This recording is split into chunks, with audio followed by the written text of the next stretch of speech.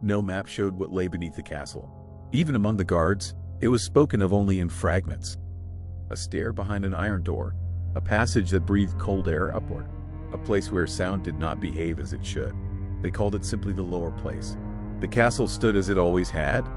Stone walls, banners stiff in the wind, the rhythm of daily life continuing above. Bread baked, orders shouted, bells rang for hours and prayers.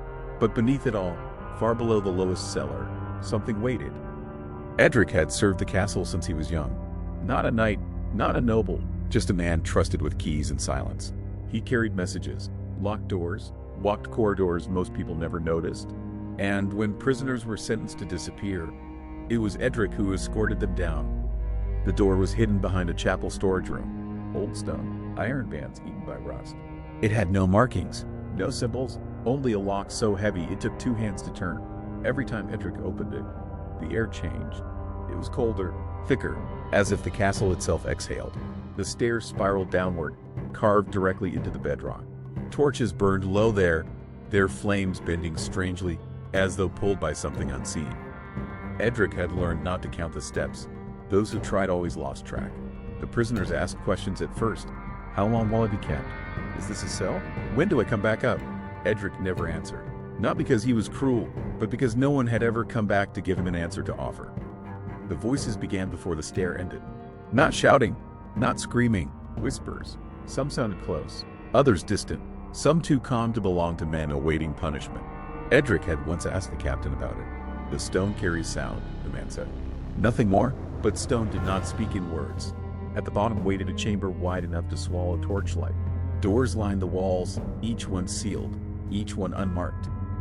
No names, no numbers, no way to know who was behind which door. Edric delivered the prisoners to the threshold. Guards above refused to step further. The routine never changed. Chains removed, door open, prisoner pushed forward. The voices always grew louder then. Not begging, recognizing. Edric never stayed to listen. He turned back up the stair every time. Heart steady, hands clean. Above him, the castle continued as if nothing had happened. But lately, something had changed. On his last descent, he had paused, just for a moment, because among the whispers, he heard his name. Not shouted, spoken calmly, as if by someone who had been waiting a very long time. Edric did not speak of the name he heard. Names had weight, saying them aloud made them real. And whatever lived beneath the castle felt more real than it should have been. The next prisoner was delivered at dawn. A thin man, wrists bound with rope worn soft by time. His eyes searched every corner of the corridor as they walked, as if he already sensed the direction his feet were being led. You've been here before, the man said quietly. Edric stopped. No, he replied, because that was the safest answer. But the prisoner only smiled. Not with relief, with certainty. They reached the iron door. The air cooled. The sound of the castle thinned, like a memory slipping away. When Edric turned the key, the voices rose again. Not louder, clearer. The stair seemed longer than before. The torchlight reached less far. The stone walls glistened faintly, as if damp with breath rather than water. Halfway down, the prisoner began to speak. They listened down there, he said. They remember. Edric tightened his grip on the torch. Who? He asked before he could stop himself. The man looked at him with eyes too calm for the depth they were approaching. Those who were forgotten. At the bottom, the chamber waited unchanged. Doors silent, stone patient. But the voices did not fade this time. They overlapped, murmurs stacking upon one another, forming patterns Edric almost understood. Some voices sounded old, others younger. A few carried tones he recognized from men he had escorted years ago. One door creaked open. Edric stepped back. The prisoner stepped forward willingly. I won't be alone, the man said. The door closed. The voices followed. Edric climbed the stair with greater speed than usual. His breath came faster. His thoughts followed the sound long after it disappeared behind stone. That night, he did not sleep. The whispers returned in his dreams. Not accusing, not pleading, waiting. By morning, Edric noticed something else. The names in the prison ledger no longer stayed where they were written.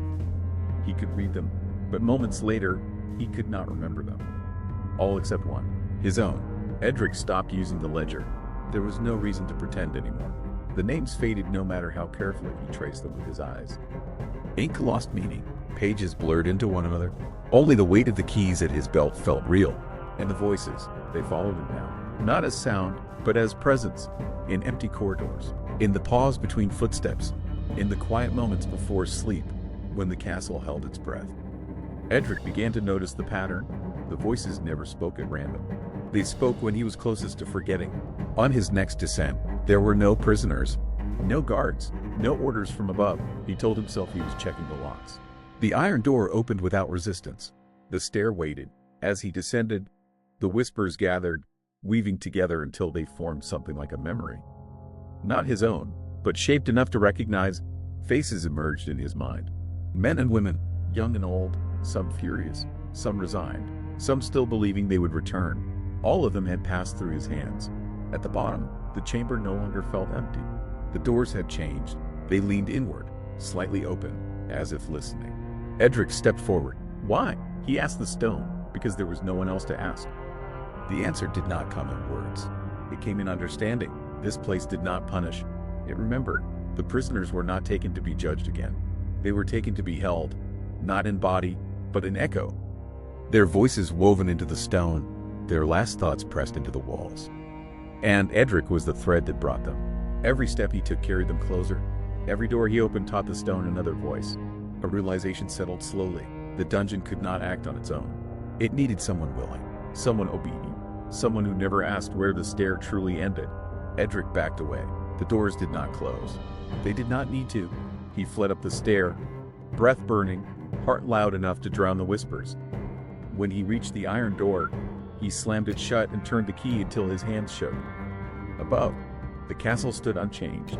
But Edric knew now, the dungeon was not beneath the castle. It was growing through it, and he had helped it learn. Edric tried to stop. For days, he avoided the iron door. He kept to upper corridors, volunteered for tasks that kept him in daylight, among voices that belonged to the living. It did not help. The whispers did not rise from below anymore. They came from within the walls, from behind tapestries, from beneath the chapel floor, from the stone beneath his feet, answering his steps. The castle had learned the sound of him. Prisoners continued to arrive. Sentences were read. Orders were given. The captain did not ask who escorted them below. The castle already knew. On the 7th day, Edric found the iron key missing from his belt. He searched his chamber, his clothes, the corridors he had walked. At dusk, he found it resting on the chapel altar, clean, waiting. That night, the voices did not whisper. They were silent, and the silence pressed harder than sound ever had. Edric descended alone. No torches lined the stair this time. The light he carried seemed unnecessary, swallowed almost immediately by the depth. The steps felt fewer, closer together, as if the stair had shortened the distance for him. At the bottom, the chamber was no longer a chamber. The doors were gone. In their place stood openings shaped like thresholds that led nowhere visible. Each one breathed softly, exhaling cold air that carried memory rather than scent. Edric stepped forward. The stone recognized him. The voices returned, not as whispers, but as calm presence. They did not accuse. They did not beg. They did not demand release. They accepted. He understood then the final truth. The dungeon did not take prisoners. It kept witnesses. Every soul brought below had been added to the weight of the place. And now that weight required balance. The stone had learned patience. It had learned routine. It had learned Edric. The stair behind him was still there, but it felt far away. The voices spoke together now, not as many, but as one. Stay, not as a command, as a conclusion. Edric did not scream. He did not run. He set the keys down gently on the stone floor. For the first time since his service began, he did not return upward. Morning came to the castle as it always had. Bells rang. Orders were given. Guards changed watch. Bread was carried through stone corridors still warm from the ovens. Only one thing did not return. Edric. At first, no one noticed. Keys were replaced. Duties were reassigned. The castle had lost men before. It absorbed absence easily. But beneath it, the stone had changed. The iron door behind the chapel no longer opened. Not because it was locked, because there was no seam to turn a key in. The stair was gone. Weeks passed. Prisoners continued to be sentenced, but no one was taken below. The place beneath became a rumor again, a story told quietly to new guards to teach them where not to look. At night, however, the castle began to sound different. The walls carried a low resonance. Not words, not cries, memory. Those who slept near the chapel dreamed of corridors that led downward without steps, of doors that opened into silence, of a man standing in the dark, listening. Sometimes they heard footsteps beneath their own. Always matching their pace, the castle did not grow louder. It grew heavier, and far below, where no light reached, the voices remained. Not trapped, not freed, kept. No one was ever taken there again, and no one who had ever gone below was ever truly gone.